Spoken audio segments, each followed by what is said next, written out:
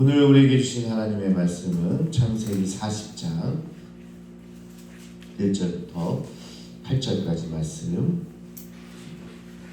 창세기 40장 1절부터 8절까지 한 목소리로 같이 봉독하겠습니다. 시작. 그 후에 애굽 왕의 술 맡은 자, 떡 굽는 자가 그들의 주인 애굽 왕에게 범죄한지라.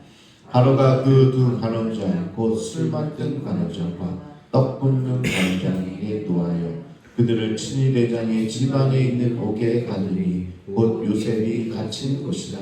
친위 대장이 요셉에게 그들을 수종들게 하매 요셉이 그들을 섬겼더라. 그들이 갇힌 지 여러 날이라. 옥에 갇힌 애굽 왕의 술 맡은 자와 떡 굽는 자 두 사람이 하룻밤에 꿈을 꾸니 각기 그 내용이 다르더라. 아침에 요셉이 들어가 보니 그들에게 근심의 빛이 있는지라. 요셉이 그 주인의 집에 자기와 함께 갇힌 바로의 신하들에게 묻되 어찌하여 오늘 당신들의 얼굴에 근심의 빛이 있나이까. 그들이 그에게 이르되 우리가 꿈을 꾸었으나 이를 해석할 자가 없도다. 요셉이 그들에게 이르되 해석은 하나님께 있지 아니하리니까 청하건대 내게 이르소서. 아멘. 사랑하는 성도 여러분, 평안하십니까? 아멘. 우리는 계속해서 요셉의 인생을 따라가고 있습니다. 요셉은 형들에게 배신당해 종으로 팔려왔고 보디발의 집에서 성실하게 일했으나 억울한 누명을 쓰고 지금은 감옥에 갇혀 있는 거죠. 자, 그런 가운데 1절 보니까 그 후에 라고 시작하는 것을 볼 때 요셉이 감옥에 갇힌 지 꽤 많은 시간이 흘렀음을 짐작할 수 있습니다. 그냥 우리는 39장에서 40장으로 훌딱 넘어왔는데요. 학자들은 12년 정도의 시간, 감옥에서 그 오랜 시간을 지금 억울함에 지금 이렇게 갇혀 있다라는 겁니다. 아무리 성실해도 상황은 나아지지 않고 깊은 감옥 속에 잊혀져 가는 것만 같은 그런 시간들이 지금이다라는 겁니다. 그러나 오늘 본문은 그 절망의 장소가 실은 하나님의 놀라운 계획이 시작되는 만남의 장소였다는 것을 보여주고 있는 거죠. 자, 오늘 말씀을 통해 우리 삶에 찾아오는 위기와 우연처럼 보이는 일들 속에 숨겨진 하나님의 뜻을 발견하는 여러분과 제가 되기를 원합니다. 자, 그러던 중에 요셉이 갇혀있는 감옥에 새로운 죄수 2명이 들어옴으로써 좀 분위기가 바뀌게 됩니다. 근데 그들이 잡범이 아니라 애굽 왕의 최측근인 술 맡은 관원장과 떡 굽는 관원장이었기 때문에 그런 거죠. 자, 잘 여러분들 와닿지 않을 텐데요. 오늘날로 따지면 아마 대통령 비서실장 혹은 경호실장 정도 되는 최측근 관료들입니다. 친위대장은 요셉에게 이들을 수종들게 하는데요. 여러분 한번 생각해 보십시오. 왕의 최측근들이 요셉에 있는 감옥에, 그것도 요셉이 관리하는 곳으로 들어올 확률이 얼마나 될까요? 여러분, 국무총리를 만날 수 있겠습니까? 뭐 대통령 제껴서라도 신길교회 가면 만날 수 있겠네요.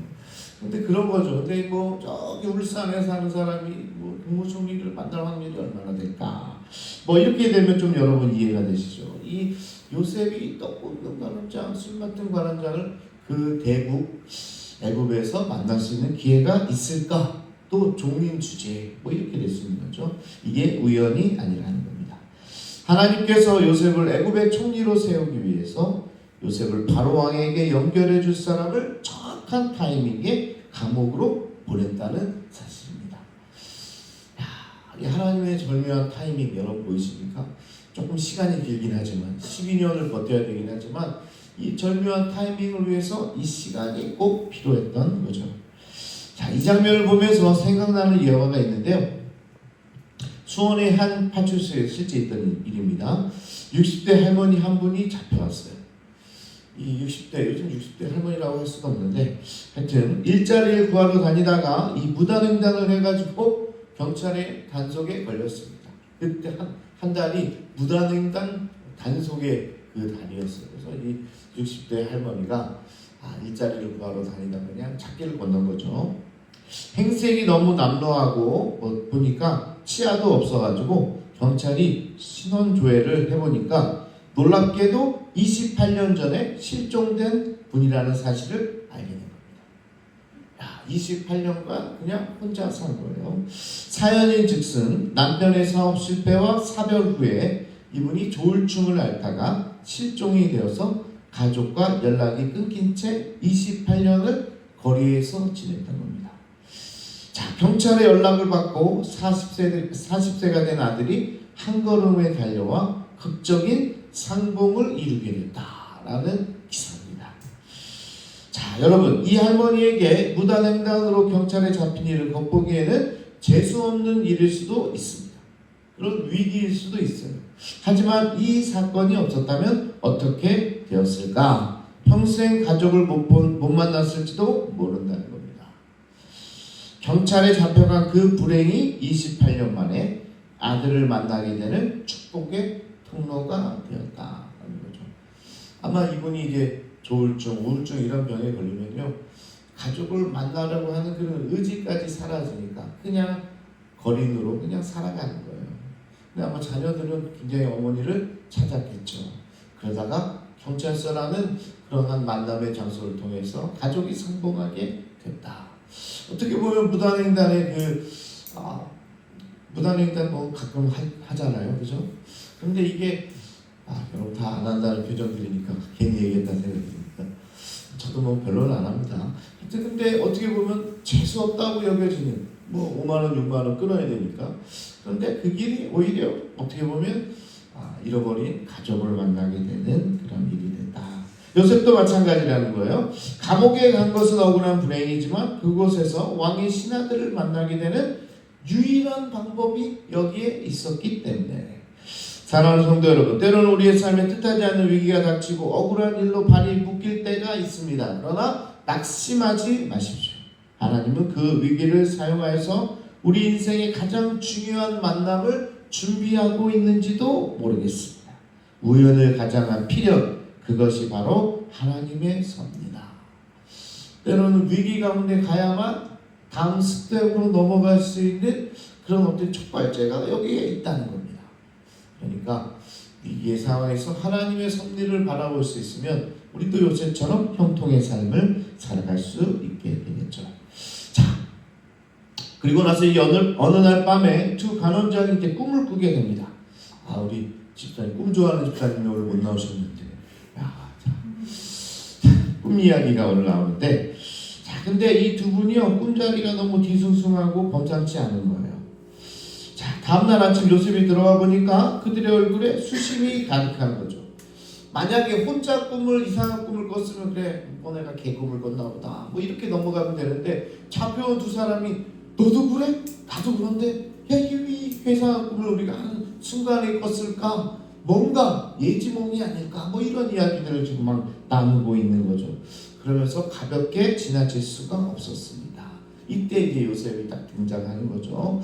7절에 이렇게 묻는 겁니다. 어찌하여 오늘 당신들의 얼굴에 근심의 빛이 있나이까?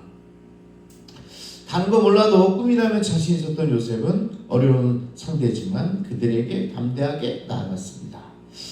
저는 이 장면에서 요셉의 성실함과 인격을 보게 되는데요. 사실 지금 가장 근심해야 할 사람은 요셉 자신 아닙니까?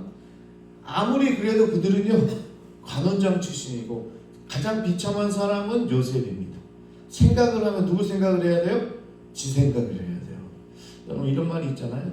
어떤 연예인들이 뉴스에 나오게 되면 사람들이 걱정합니다. 저 사람 불쌍하다.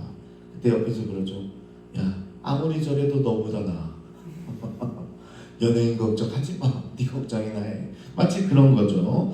자, 근데 사실은 지금 가장 불행한 사람은 이 요셉이에요.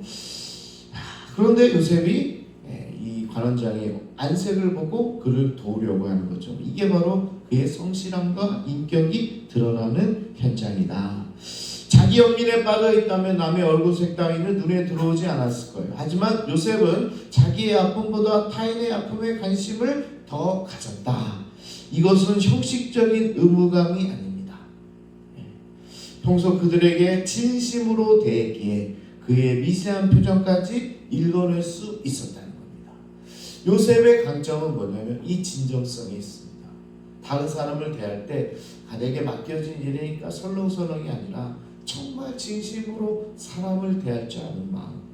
그게 바로 21세기의 가장 중요한 덕목인 이 진정성이라는 거예요. 근데 요셉이 이 진정성을 가지고 있어요. 이 사람은 허투루 이야기하는 사람이 아니고 허투루 대하는 사람이 아니라 진짜 진정한 마음을 가지고 대했다는 겁니다. 요셉은 자신의 영달을 위해서 그들에게 아부한 것도 아니라는 거예요. 만약 그랬다면 계산적으로 대했겠죠. 하지만 요셉은 순수한 마음으로 섬김의 자세로 그들에게 대했다. 근데 이게 바로 진짜 형통의 삶을 사는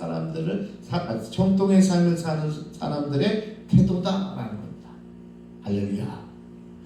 형통한 삶 우리가 많이 기대를 하고 우리도 그렇게 살고 싶어 하는데요.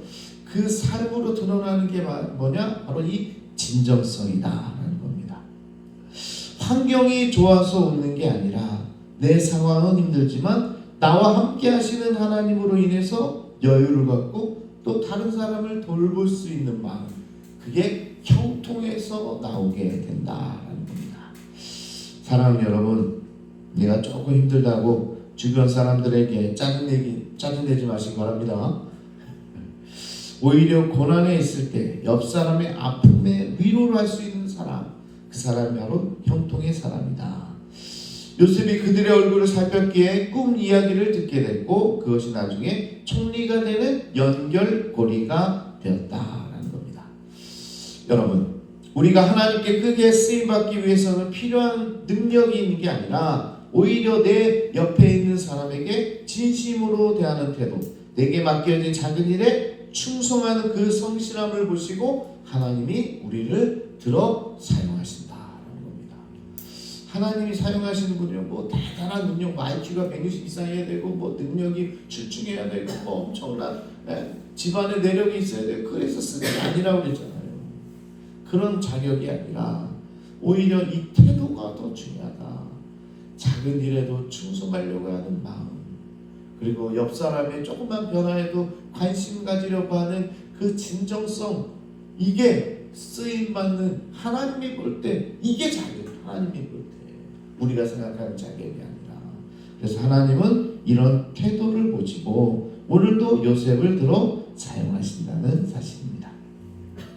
자, 관원장들이 꿈 이야기를 하고 싶어도 해석해 줄 사람이 없어서 답답해하자 요셉이 8절에 놀라운 선포를 하죠. 해석은 하나님께 있지 아니하니까 내게 이르소서, 이렇게 이야기합니다. 자, 여기서도요, 보통 우리 같았으면요 뭐라고 그래요? 내가 꿈은 잘 해석해, 옛날부터 꿈 해몽이 내가 능력이야, 일단 말해봐, 이렇게 이야기해야 돼요. 그렇잖아요. 근데 오늘 요셉은요, 내가가 아니라, 우리 권사님 앞에서 잘 말씀하셨어요. 이제 실력들이 굉장히 높아졌어요. 우리 새벽기도 나오시는 분들이요, 뭔 얘기만 하면 저보다 더 높은 차원에서 대답을 하시는데 오늘도 딱 맞췄어요. 내가 아니라 하나님이 먼저 나옵니다. 하나님이. 해석은 하나님께 있지 않느냐, 이때도 하나님을 높이는 자다라는 겁니다. 자, 이 고백이 왜 중요할까? 요셉은 지금 감옥에 12년 가까이 고생하고 있다고 말씀드렸어요. 하나님이 자신을 잊은 것 같고 자신의 꿈조차 산산조각 난 것 같은 그런 상황인데, 그럼에도 불구하고 여전히 요셉은 하나님만을 신뢰하고 있으니까 뭘 닥쳤을 때 뭐라고 그래요? 하나님 이야기가 나오는 거예요. 여러분도 오늘 사람들 만날 때 혹시 칭찬을 받을 일이 생기거든, 또 잘했다는 이야기를 들을 때 뭐라고 그래요? 내가 아니라 우리 하나님께서 나에게 이렇게 해주셨어요. 제가요, 부교육자들한테 할 얘기지만 오늘 이런 얘기를 하면, 제가 부교육자한테 배운 게 그런 거예요. 일단 무슨 일이 있잖아요. 부교육자 때 성도들이 다 우리 목사님 너무 고맙습니다, 이렇게 해주셔서 기도해 주셔서 감사합니다. 그러면 그 부교육자가 해야 될 말이 뭐냐? 이게 뭐냐면, 아니에요, 오늘 담임 목사님이 기도하라고 저보고 말씀하셔서 제가 성도님한테 한 거예요. 아니면 목사님이 이걸 갖다 주라고 해가지고, 본인이 갖다 줬어도 우리 목사님이 이걸 갖다 주라고 해가지고요, 이렇게 갖다 준 거예요. 그렇게 이야기하라고 저도 배웠어요. 그러니까 이게 뭐 아부하라는 얘기가 아니라 이게 어떤 어떤 일을 내가 그것을 누구에게 돌릴 수 있느냐, 이게 참 중요한 일이고, 우리의 삶은 항상 하나님과 연결되어 있으니까 뭔 일이 할 때 뭔가 칭찬받은 일이 있으면 뭐라 그래요? 하나님께 영광을 돌리는 거예요. 그러니까 시상식에서도 내가 최우수상을 받았다 한들 모든 영광을 하나님께 돌립니다. 이렇게 이야기할 수 있는 거죠. 자, 이렇게 오늘 요셉은 하나님만을 신뢰하고 있었기 때문에 이런 이야기를 할 수 있었다라는 겁니다. 나의 미래도 당신들의 꿈도 이 세상의 모든 역사의 해석과 주관자도 오직 하나님이십니다. 요셉은 감옥이라는 절망적인 현실 속에서도 하나님의 주권을 의심하지 않았다는 거죠. 환경은 감옥이지만 그의 믿음은 하늘 보좌를 향해 열려 있었다는 거죠. 이것이 요셉을 지탱하게 하는 힘이 되었다라는 겁니다. 하나님과의 관계, 이 형통함이 그를 결국 그 자리에 올리게 되는 겁니다. 자, 말씀을 마무리하겠습니다. 사랑하는 여러분, 요셉에게 감옥은 끝이 아니라 새로운 시작이었다.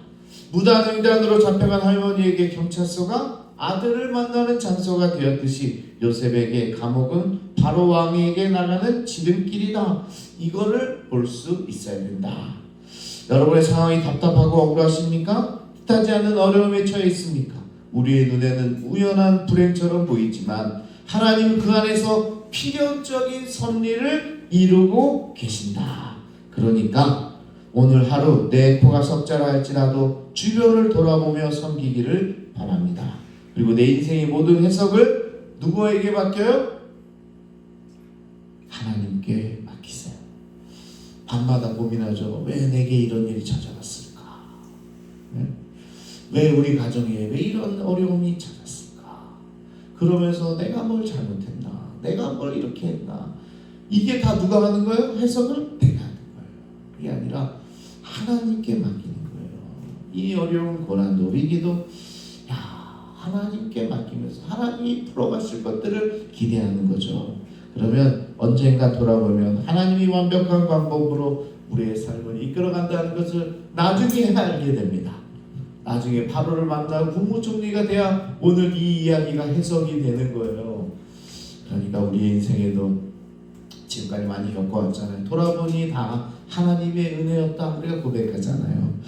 또 지금의 현실의 위기도 어려움도 돌아보면 하나님의 섭리가 있다는 사실을 다시 한번 깨닫고 다시 믿음으로 오늘 기도하며 나가는 여러분 모두가 되기를 축복합니다.